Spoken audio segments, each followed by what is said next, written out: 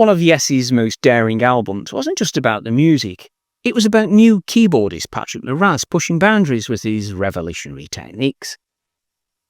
Let's dive into how he changed the game and why he's still a legend in prog rock today.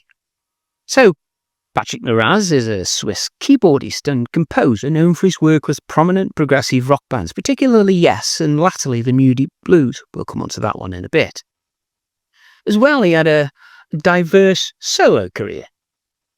Now, it spans multiple genres, including jazz fusion, classical and rock, and he is recognised for his virtuosic keyboard playing, particularly with synthesizers and electric keyboards. Now, he was born on June the 24th, 1948 in Moraz in Switzerland.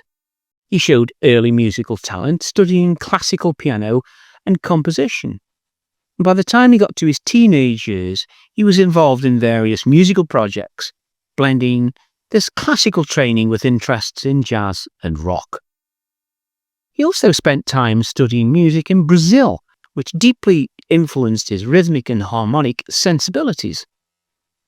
His early musical prominence came with the formation of Refugee in 1973, and they were a progressive rock band that emerged from the remnants of The Nice after Keith Emerson left to form Emerson, Lake and Palmer.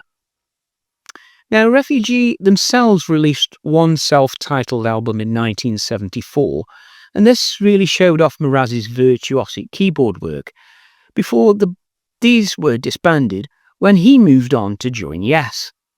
Now, this is quite a step up to make as he replaced Rick Wakeman in Yes in 1974. He played on their highly regarded album Relayer from the same year, showing off his dynamic keyboard work, which had become a key component of the band's evolving sound. The album is notable for its complex compositions, particularly that 22-minute epic The Gates of Delirium. Why, what a track that is! Where Moraz's fusion of classical influences and electronic textures pushed Yes into a more avant-garde jazz fusion direction.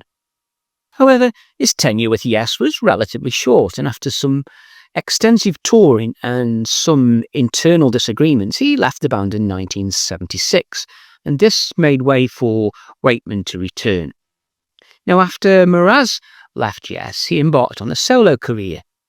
The first one was called The Story of I, released in 1976, and this was critically acclaimed fusion of progressive rock, jazz and world music, incorporating rhythms from his travels in Brazil.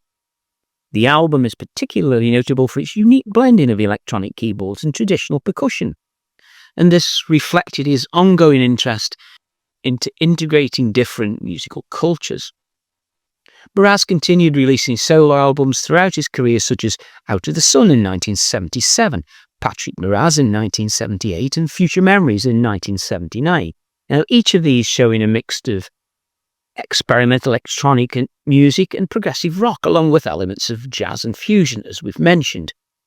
But then in 1978, Moraz joined the Moody Blues, replacing keyboard Mike Pinder, and he lasted there till 1991, making him a core part of their sound during this period.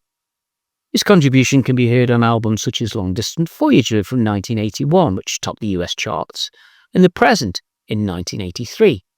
Again, this use of synthesizers gave the Moody Blues a modern edge, complementing their symphonic and psychedelic sound. Though less experimental than his work with Yes, his time with the Moody Blues was commercially successful, allowing him to reach a much broader audience. However, tensions between Moraz and the rest of the Moody Blues grew over time, and this eventually led to his departure in 1991 after a legal dispute over his contributions to the band. He remained active after leaving the Moody Blues and continued his solo work and participating in various collaborations. His later solo albums included projects like Windows of Time in 1994, and there was an earlier introspective solo piano album and one called ESP in 1983, where he explored jazz fusion much more deeply. He worked with drummer Bill Bruford on a series of albums, including music for piano and drums in 1983 and Flags in 1985, and this blended jazz, rock, and experimental music.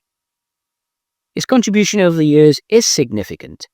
He's known for his unique approach to keyboard, combining classical training with a love for jazz, rock and world music.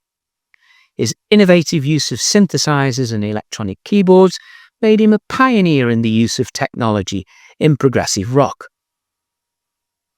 He's been praised for his rhythmic complexities and for incorporating global music influences, particularly from Brazil and Africa.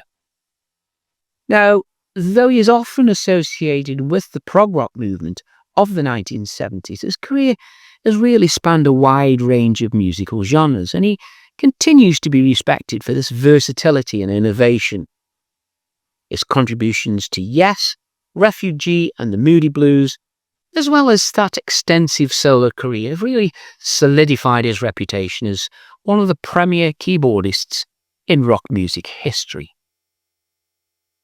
Now, I reacted to one of the tracks that Moraz was involved with on his sole contribution to the Yes catalogue from the Relayer album, and that's the video for you to watch next. I'm going to see you over there.